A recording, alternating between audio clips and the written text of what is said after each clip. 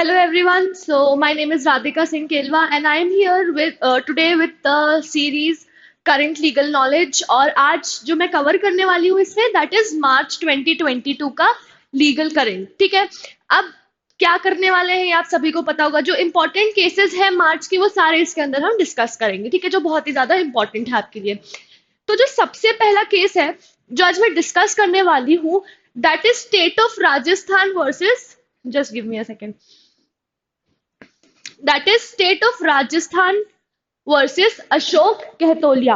अब इस केस में क्या हुआ था, इस केस में कोर्ट ने बोला था कि जो 74th अमेंडमेंट एक्ट है ना वो स्टेट की पावर नहीं लेता लेजिस्लेट करने की. ठीक है, छीनता नहीं है स्टेट से वो पावर लेजिस्लेट करने की. अब कैसे नहीं छीनता, देखो 74th अमेंडमेंट जो है उससे अर्बन लोकल बॉडीज बनाई गई है. ठीक है, इस केस में हुआ क्या कि स्टेट ऑफ राजस्थान ने एक नोटिफिकेशन निकाला और एक जो लोकल अथॉरिटी थी उसको म्युनिसिपल बोर्ड का उसमें राइट दिया या स्टेटस दिया. ठीक है, तो अब इसको चैलेंज किया गया कि बिकॉज ऑफ 74th अमेंडमेंट, क्योंकि आपने आर्टिकल 243 क्यू के अंदर आपने क्या नहीं किया, कोई नोटिफिकेशन जारी नहीं किया, एप्लीकेशन जारी नहीं किया, नोटिस जारी नहीं किया है, इसीलिए ये क्या हो गया, ये बॉडी नहीं बन सकती है. बट कोर्ट ने बोला अगर उन्होंने म्युनिसिपैलिटी एक्ट के अंदर आपको नोटिस दिया था तो ऐसा कर सकते हैं और ऐसी बॉडी बना सकती है स्टेट लेजिस्लेचर, क्योंकि जो आपका 74th अमेंडमेंट है वो ये पावर स्टेट गवर्नमेंट से छीनता नहीं है. अगर उन्होंने प्रॉपर म्युनिसिपैलिटी एक्ट के अंदर भी एक नोटिस जारी किया है दैट इज परफेक्टली वैलिड. अगर वो इनवैलिड नहीं है, मतलब उसमें सारे प्रोसीजरल फॉर्मेलिटीज फुलफिल की गई है, तो आप ये नहीं कह सकते कि भाई एक 243 क्यू के अंदर जो प्रोविजन दिया हुआ है आर्टिकल ऑफ द कॉन्स्टिट्यूशन उसके अंदर भी एक नोटिस लाओ और म्युनिसिपैलिटी एक्ट के अंदर भी एक क्या लेके आओ एक नोटिस. ऐसा जरूरी नहीं होता. ठीक है, आपके लिए जो इंपॉर्टेंट है दैट इज कि जो 74th अमेंडमेंट एक्ट है 1992 का वो लेता नहीं है legislative competence of the state legislature to legislate on the subject of local government. अभी भी स्टेट के पास पावर है कि वो क्या कर सकते हैं, लोकल गवर्नमेंट से related provisions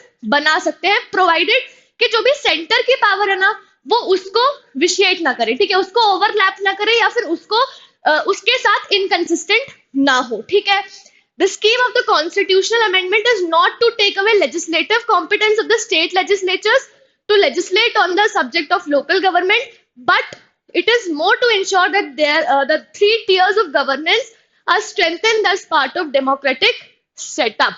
Since the local government falls in the entry 5 of list 2 of the 7th schedule, आपको सबको पता होगा लिस्ट 2 में स्टेट लिस्ट की बात की गई है. ठीक है, स्टेट लिस्ट में स्टेट जो है वो स्टेट के सब्जेक्ट दिए हुए हैं जहां पे वो लेजिस्लेट कर सकते हैं. ठीक है, therefore it is the state legislature alone which is competent to legislate in respect of the municipalities. अगर म्युनिसिपैलिटीज के रिस्पेक्ट में सिर्फ कौन कॉम्पिटेंट है, it is the state legislature.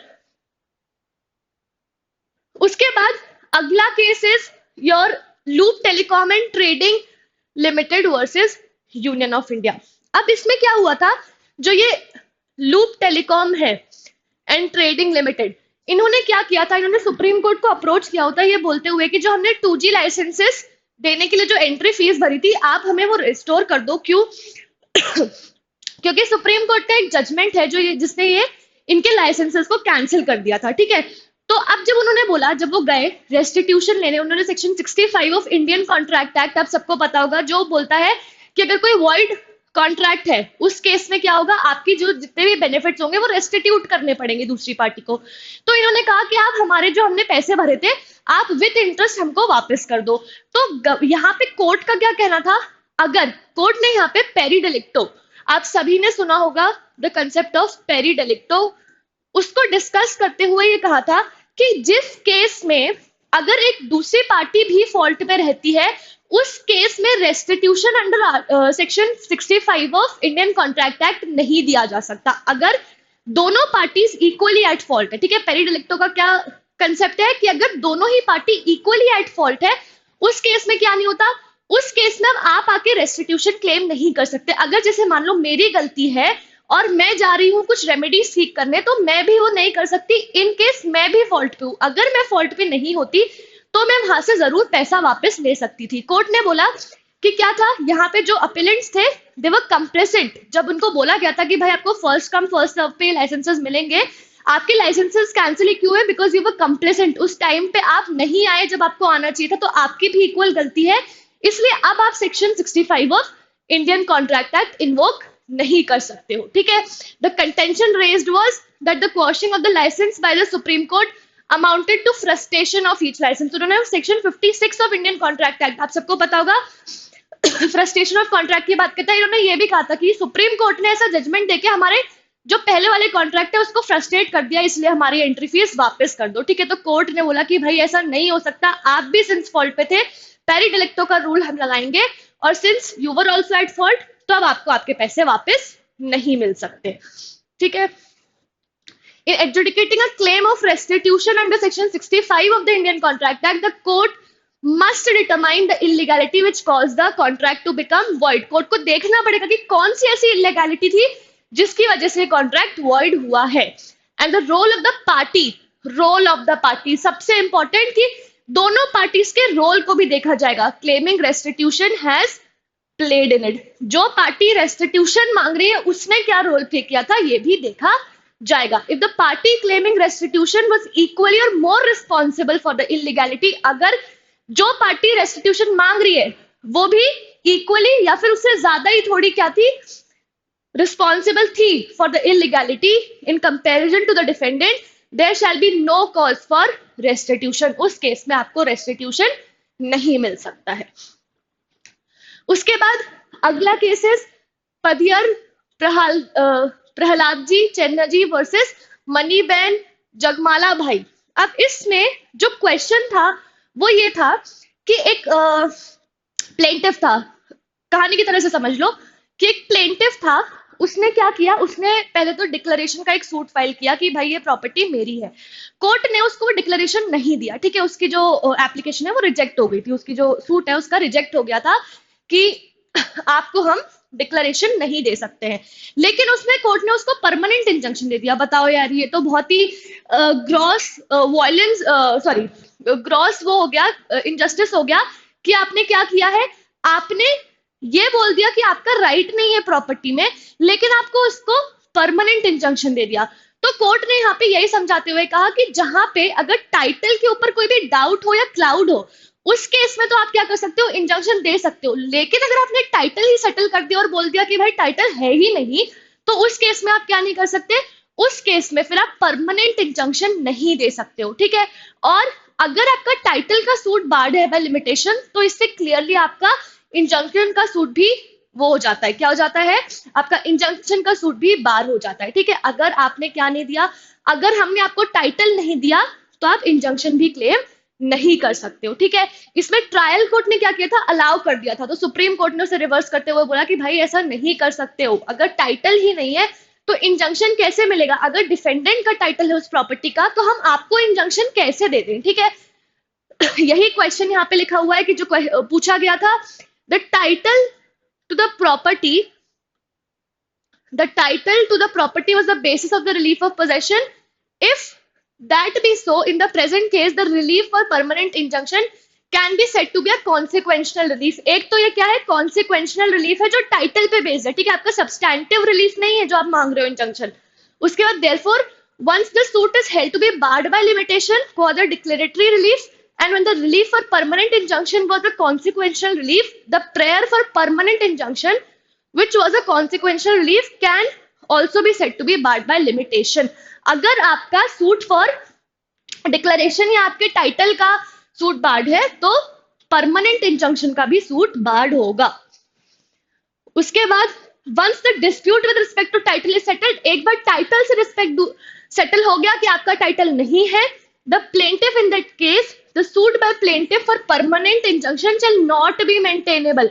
आपका टाइटल नहीं है तो आपका इंजंक्शन का सूट भी मेंटेनेबल नहीं होगा। उसके बाद where once a suit is held not maintainable, no relief of injunction। बार बार यही चीज कह रहे हैं कि एक बार अगर आपका टाइटल का सूट मेंटेनेबल नहीं है या आपका टाइटल डिसाइड हो चुका है, फिर आप इंजंक्शन का सूट नहीं ला सकते हो। उसके बाद अगला केस है दर्शन कौर भाटिया वर्सेस रमेश गांधी। आप सबको पता होगा एडवर्स पोजेशन की जब बात करते हैं तो ये बोला जाता है कि adverse possession can always be used as a shield and not as a sword. ठीक है, सबने ये जब जब लिमिटेशन एक्ट पढ़ा होगा सबने ये बात सुन रखी होगी। ठीक है, अब यहाँ पे हुआ क्या कि 12 साल के बाद जब जो limitation 65 article 65 of limitation act के अंदर जो शेड्यूल में आपको मिलता है limitation period for adverse possession claim करने के लिए, उस केस में क्या हुआ कि इनका एडवर्स पोजेशन हो चुका था, प्लेंटिफ का एडवर्स पोजेशन हो चुका था, 12 साल का वो time period limitation period lapse हो चुका था। ठीक, अब जब ये लैप्स हो चुका था उसके बाद वो डिक्लेरेशन के लिए गए, क्योंकि उन जो पर्सन है उन्होंने उनको फोर्सफुली हटाने की कोशिश की थी। अब वो क्या करने गए, वो गए अपना डिक्लेरेशन लेने के लिए। अब जब वो डिक्लेरेशन के लिए लेने के लिए गए तो इनके अगेंस्ट कंटेंट ये किया गया था कि भाई ये खुद से डिक्लेरेशन नहीं ले सकते on the basis of adverse possession. But court ने क्या कहा, कोर्ट ने कहा एक बार आपका लिमिटेशन पीरियड खत्म तो अब आपके पास ऑटोमेटिकली ओनरशिप आ जाती है। अब इस टाइम के बाद इस 12 साल जो लिमिटेशन आर्टिकल 65 के अंदर दिया गया है उस लिमिटेशन के बाद अब आपकी ओनरशिप एब्सोल्यूट हो जाती है। अब आप क्या कर सकते हो, अब आप ले सकते हो उसका पोजेशन। ठीक है, अब आपके पास राइट है कि आप अगर कोई आपको फोर्सफुली डिस्पोजेस कर रहा है तो आप उसमें डिक्लेरेशन भी मांगने आ सकते हो, आप इसे स्वॉर्ड की तरह भी यूज कर सकते हो। ठीक है, बहुत इंपॉर्टेंट केस बच्चों देख लेना। A person in possession cannot be ousted by another person except by due procedure of law, and once 12 years period of adverse possession is over, even owner's right to eject him is lost. अब owner भी उसको eject नहीं कर सकता, and the possessory owner acquires right, title and interest possessed by the outgoing person. अब उस person के पास सारा right आ जाता है। ठीक है, in our opinion supreme court ने बोला consequence is that once the right, title or interest is acquired, it can be used as a sword by the plaintiff as well as a shield by the defendant. अब आप इसको दोनों तरीके से use कर सकते हो। ठीक है, article 65 of the act, and any person who has perfected title by way of adverse possession can file a suit for restoration of possession. अगर अब उसको हटाने की कोशिश की जाती है तो वो भी रिस्टोरेशन के लिए क्या कर सकता है, सूट फाइल कर सकता है, can use it as a sword. By perfection of title or on extinguishment of the owner's title, a person cannot be remediless. अब आप ये नहीं कह सकते भाई एडवर्स पोजेशन हो गया था उसके बाद आप रेमेडीलेस तो नहीं हो सकता ना, अगर उसको कोई हटाने की कोशिश करेगा कुछ तो रेमेडी उसके पास होनी चाहिए, तो डिक्लेरेशन ले सकता है। ठीक है, owner after having lost the right by adverse possession, he can be evicted by the plaintiff by taking the plea of adverse possession. अगर कोई पर्सन आता है और कोई पर्सन उसके यहाँ पे रह जाता है, ठीक है, जिस पर्सन का एडवर्स पोजेशन था, अब दूसरा पर्सन आता है और क्या करता है, उसके लैंड पे या उसका जो भी एरिया है या प्रॉपर्टी है उसके ऊपर कब्जा जमा लेता है, तो जिस पर्सन का एडवर्स पोजेशन था अब वो भी उसे स्वॉर्ड की तरह यूज करके क्या कर सकता है, उस पर्सन को डिस्पोजेस करवा सकता है, क्योंकि वरना फिर उसके राइट होने का मतलब ही क्या है। ठीक है, अनलेस कि जो दूसरा वाला पर्सन है उसने अपना टाइटल परफेक्ट कर लिया हो बाय एडवर्स पोजेशन। अगर दूसरे पर्सन ने एडवर्स पोजेशन के थ्रू परफेक्ट नहीं किया है तो जो पहला पर्सन है जिसके पास एडवर्स पोजेशन था वो उसको हटा सकता है या इजेक्ट करवा सकता है, he can use it as a sword in that case. उसके बाद अगला case is Amritlal versus Shantilal. इसमें हुआ क्या था, सेक्शन 406 आईपीसी रेड विथ 34 का केस था, आप सभी को पता होगा, क्रिमिनल ब्रीच ऑफ ट्रस्ट। एक पर्सन थे, वो कुछ प्रॉपर्टी देके गए उनको रखने के लिए, उसके बाद बाद में डिफेंडेंट ने मना कर दिया कि मैं बाद में जो पर्सन है उन्होंने मना कर दिया, डिफेंडेंट नहीं, इट्स अ क्रिमिनल केस, उन्होंने मना कर दिया कि मैं नहीं दे रहा आपको प्रॉपर्टी वापस, तो केस लगाया गया under section 406 IPC red with section 34 of IPC. ठीक है, अब इस केस में जो क्वेश्चन आया था वो क्या था कि जो केस हुआ था वो हुआ था 2009 में, और 2009 में ही कंप्लेनेंट ने क्या किया था, एफआईआर फाइल कर दी थी। ठीक है, पर्सन जो है उसने एफआईआर 2009 में ही फाइल कर दी थी, लेकिन पुलिस ने जब तक चार्जशीट फाइल करी और जब तक मजिस्ट्रेट ने कॉग्निजेंस लिया तब तक हो चुके थे 2012। ठीक है, मतलब 3 सालों का गैप हो चुका था। अब क्वेश्चन यहाँ पे ये था कि भाई 3 साल का गैप हो गया है तो ये बार्ड बाय लिमिटेशन हो गया अंडर सेक्शन 468 सीआरपीसी।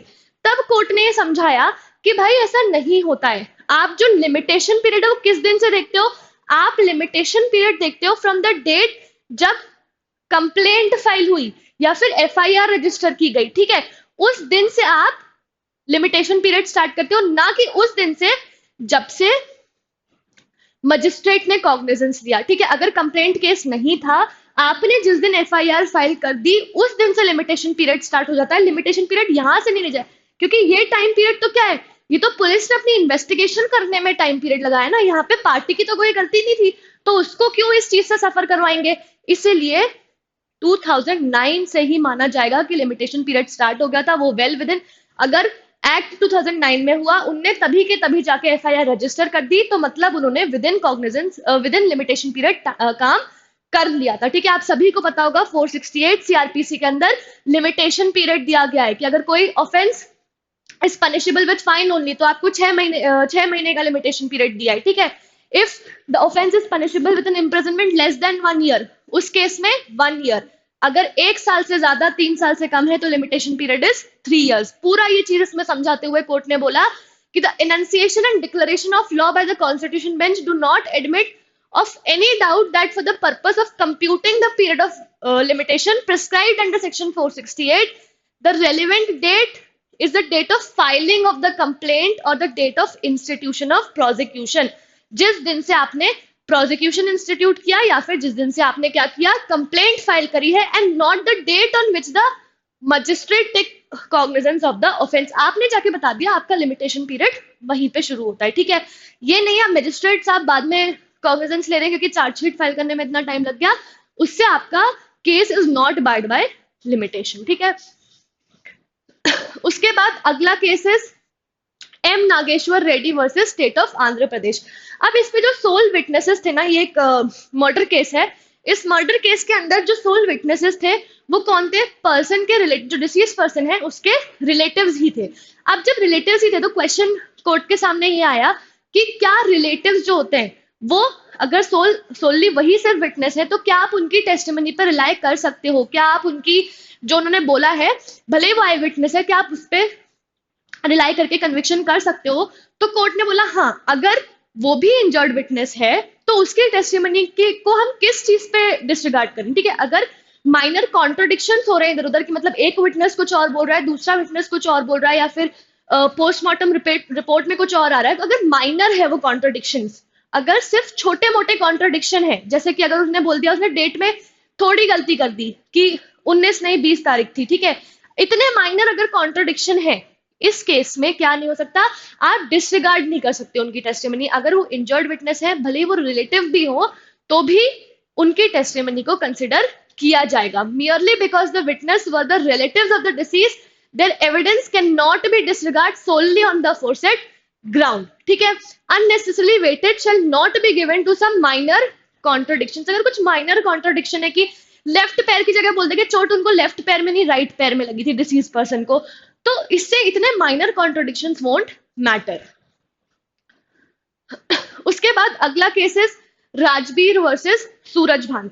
अब ये जो था उसमें क्या होल्ड किया गया था, क्या बोला गया था, ऑर्डर 21 रूल 34 जो है ये बोलता है कि अगर आपको एग्जीक्यूशन कराना है किसी डॉक्यूमेंट का, ठीक, अगर कोई डॉक्यूमेंट का एग्जीक्यूशन करवाना है तो आपको वो डॉक्यूमेंट पहले जजमेंट डेटर को देना पड़ेगा, फिर जजमेंट डेटर जो भी ऑब्जेक्शन रेज करेगा उसको देखेगा कोर्ट, उसके बाद डिसाइड करेगा, ठीक। अब यहाँ क्या हुआ कि इन्होंने बिना दिए, जो डिक्री होल्डर है उन्होंने वो डॉक्यूमेंट नहीं दिया जजमेंट डेटर को, और ट्रायल कोर्ट ने क्या किया, इसके एग्जीक्यूशन के लिए बोल दिया कि हाँ सही तरीके से एग्जीक्यूशन हुआ है, भले ही नहीं भी दिया तो ये एक प्रोसीजरल फॉर्मेलिटी है जो उन्होंने लेट गो कर दी। बट कोर्ट ने बोला ऐसा नहीं होता। ऑर्डर 21 रूल 31 जो भी आपको प्रोसीजर ले डाउन करके दे रहा है, आपको इस प्रोसीजर का कंप्लायंस करना जरूरी है। आप इसे अपने खुद की मर्जी से लेट गो नहीं कर सकते। अगर आपको कोई प्रोसीजर दिया गया है, ये तो भाई सही बात है ना, वरना बनाएंगे क्यों प्रोविजंस। अगर कुछ प्रोविजंस बनाए गए हैं आपके लिए टू फॉलो, तो आपको पहले प्रोसीजरल रिक्वायरमेंट फुलफिल करना होगा। आपको पहले जजमेंट लेटर को वो डॉक्यूमेंट दिखाना चाहिए था, उनके ऑब्जेक्शंस लेने चाहिए थे। अगर ऑब्जेक्शन लेने के बाद कोर्ट को जो भी लगता वो ऑल्टरेशन करवाते उस डॉक्यूमेंट में जिसका एग्जीक्यूशन होने वाला है, उसके बाद फिर इसका एग्जीक्यूशन हो सकता था। आपने ये प्रोसीजरल फॉर्मेलिटी को आपने लेट गो किया, which was a violation of law. ये एक अनजस्ट चीज है जो आपने कर दी है, यही आपके लिए इस केस में कोर्ट ने बोला था। उसके बाद अगला case is Sagar versus state of UP.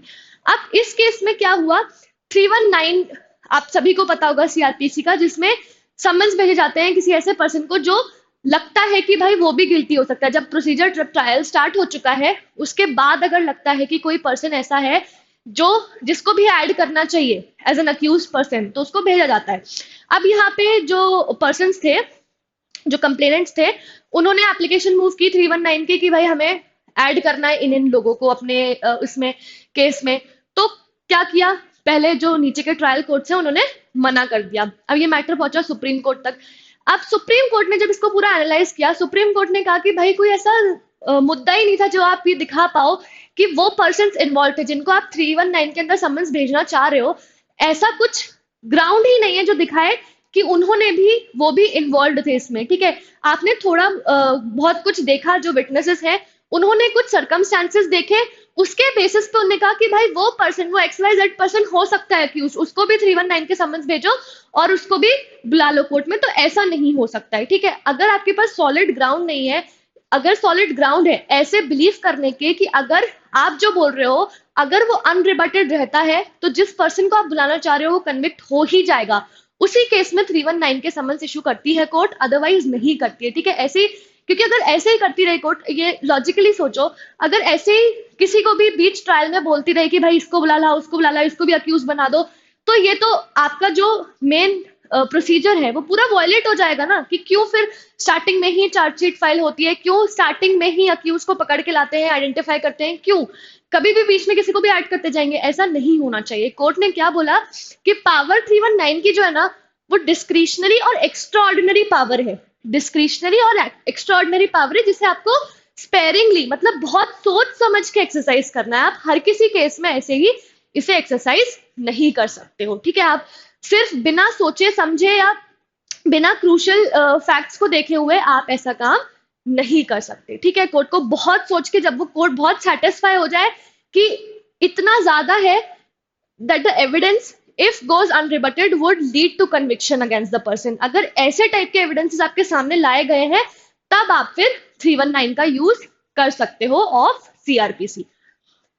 उसके बाद अगला केस इज यही वो केस में और समझाया गया था कि भाई आप ऐसा नहीं कर सकते हो। आप जस्ट अ सेकेंड, अब इसके बाद यहाँ पे एक केस है, इसका नाम मिसिंग है केस का। यहाँ पे जो केस है, इस केस में क्या हुआ इसका नाम मैं आपको बता देती हूँ। इस केस का नाम है टेढ़ी सिंह वर्सेस नारायण दास महंत। टेढ़ी सिंह वर्सेस नारायण महंत। अब इस केस में क्या हुआ था, इस केस में ये हुआ कि कन्विक्शन चल रहा था फॉर द ट्रायल कोर्ट ने कन्विक्शन दिया था किसका, एक पर्सन का, on the basis of dishonour of cheque. ठीक है, अब यहाँ पे अक्यूज पर्संस का क्या कहना था जब ये अपील तक पहुंचे, तो इनका कहना ये था कि भाई कंप्लेनेंट की कैपेबिलिटी ही नहीं थी पे करने की। ठीक है, कंप्लेनेंट की क्योंकि कैपेबिलिटी नहीं थी इसलिए हमें इस चीज का डिफेंस दिया जाए। बट कोर्ट ने कहा भाई ये कौन सा डिफेंस हो गया, ऐसा कोई डिफेंस होता ही नहीं है। ठीक है, आप जब तक आप साबित नहीं करोगे, इन्होंने कहा था अक्यूज पर्सन है उनका ये भी कहना था कि भाई इन्होंने ये साबित नहीं कर पाए कि इनके पास फाइनेंशियल कैपेबिलिटी थी, कंप्लेनेंट ऐसे साबित नहीं कर पाए। तो कोर्ट ने कहा भाई ऐसा नहीं होता है, कंप्लेनेंट के ऊपर ये बर्डन नहीं होता है कि वो ये बताए कि उसकी फाइनेंशियल कैपेबिलिटी नहीं थी। ठीक है, वो कब बताएगा कि उसकी फाइनेंशियल कैपेबिलिटी थी या नहीं थी, कब वो ये प्रूव करेगा कि जो चेक उसको दिया गया था उसको उसके अगेंस्ट लोन देने की उसकी कैपेबिलिटी थी या नहीं थी, ये वो तभी प्रूव करेगा जब अक्यूज इसे रेज करे। अगर अक्यूज रेज ही नहीं कर रहा है ये क्वेश्चन, तो ट्रायल कोर्ट के सामने कंप्लेनेंट क्यों इसे प्रूव करेगा? जिस दिन अक्यूज ने रेज किया ये क्वेश्चन, उस दिन जरूर क्या कर सकता है, उस दिन जरूर कंप्लेनेंट के ऊपर बर्डन आ जाएगा कि वो ये प्रूव करे कि उसकी फाइनेंशियल कैपेबिलिटी थी या नहीं थी। It can not be expected that of a complainant to initially lead evidence to show that he had financial capability unless such a case was set up in the reply notice। जब तक accused person ने नहीं बोला तब तक आप expect नहीं कर सकते आउट ऑफ द कंप्लेनेंट कि वो ये आके प्रूफ करे कि उसकी फाइनेंशियल कैपेबिलिटी थी या नहीं थी। ठीक है, यही चीज इसके अंदर होल्ड की गई थी। ठीक है, thank you so much. I hope आज का सेशन पसंद आया होगा। मार्च 2020 के सारे इंपॉर्टेंट केसेस आपके लिए इसमें कवर किए गए हैं। वीडियो पसंद आया हो तो do like the video. Thank you so much.